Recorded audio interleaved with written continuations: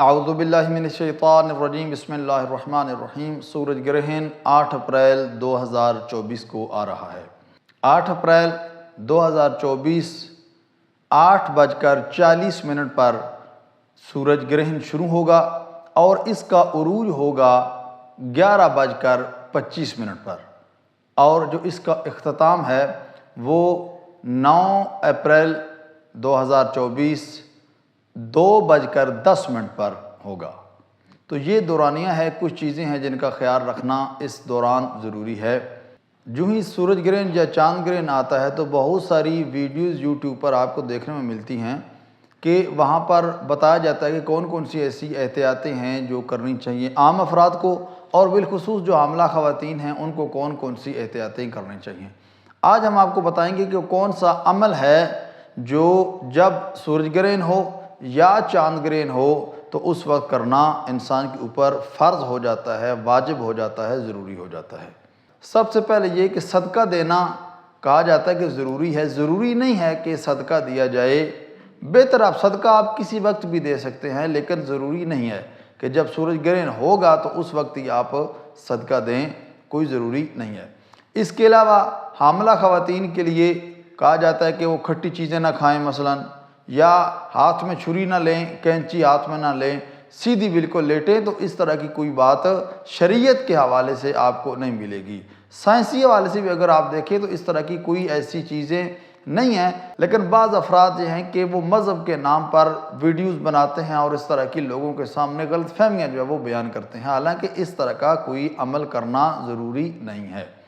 ہاں، جو شریعت نے واجب قرار دی ہے چیز وہ یہ ہے کہ نماز آیات پڑھنا، چاہے وہ حاملہ خواتین ہوں، چاہے وہ عام افراد ہوں، واجب سب کے اوپر ہے، چاہے عام انسان ہے، مرد ہے، عورت ہے، تمام کے اوپر، ہر وہ کہ جو بالغ ہے اس کے اوپر نماز آیات پڑھنا واجب ہو جاتا ہے۔ سورج گرہن ہو، چاند گرہن ہو یا زلزلہ وغیرہ آئے تو اس وقت واجب ہو جاتا ہے نماز آیات کا پڑھنا۔ تو بالخصوص جو حاملہ خواتین ہیں ان کے لیے، ان کے بچے کے لیے ضروری ہے کہ وہ نماز آیات پڑھیں۔ انشاءاللہ خداوند کریم اس نماز آیات کی وجہ سے جب وہ عبادت الہی انجام دیں گی، جب وہ مصلی عبادت پر بیٹھے گی تو خداوند کریم ان کو ہر قسم کی مشکلات سے وہ بری ذمہ کر دے گا اور ان کو نجات دلائے گا۔ نماز آیات کا طریقہ کیا ہے اس کا لنک بھی ہم ڈسکرپشن میں دے دیں گے، ہماری ویڈیو پہلے سے موجود ہیں۔ مختصر یہ کہ نماز آیات پڑھنے کے لیے آپ نے مصلی عبادت پر کھڑے ہو جانا ہے وضو کر کے، اور پہلے نیت کرنی ہے میں پڑھتی ہوں یا پڑھتا ہوں 2 رکعت نماز آیات واجب قربتاً اللہ۔ آپ نے نیت کرنی ہے اور اللہ اکبر کہہ کر آپ نے نماز شروع کرنی ہے۔ پہلی رکعت میں سورہ الحمد پڑھنی ہے، اس کے بعد ایک سورہ پڑھنی ہے، کوئی بھی سورہ آپ پڑھ لیں، سورہ قل ہو اللہ پڑھ لیں، سورہ انا اعطینہ پڑھ لیں، کوئی بھی ایک سورت پڑھیں۔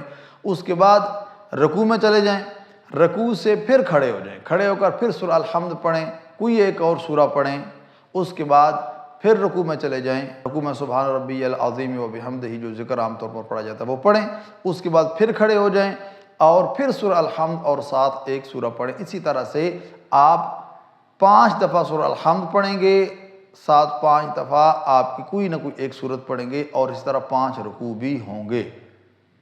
یہی عمل آپ نے دوسری رکعت میں بھی کرنا ہے۔ جب پہلی رکعت مکمل ہوگی تو دوسری رکعت میں بھی آپ نے بعین ہی اسی طرح سے 5 مرتبہ سورہ الحمد الگ الگ کر کے ساتھ ایک سورہ پڑھی جائے گی، اور ساتھ 5 رکوع آپ نے انجام دینے ہیں، اور نماز مکمل کرنے کے بعد آپ دعا پڑھیں، تسبیح پڑھیں، دعا کریں۔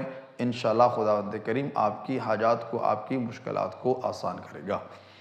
باقی اس کا پریکٹیکل طریقہ جو ہے وہ 2 جو طریقے ہیں، ایک طریقہ میں نے ابھی بیان کیا ہے، وہ دونوں ویڈیو میں ہمارے موجود ہیں پریکٹیکل طور پر، ہم اس کا لنک ڈسکرپشن میں دے دیں گے، آپ وہاں سے دیکھ سکتے ہیں۔ دعا خالق کائنات کی بارگاہ میں خداوند کریم ہم سب کو احکام الہیہ کے مطابق زندگی گزارنے کی توفیق عطا فرمائے۔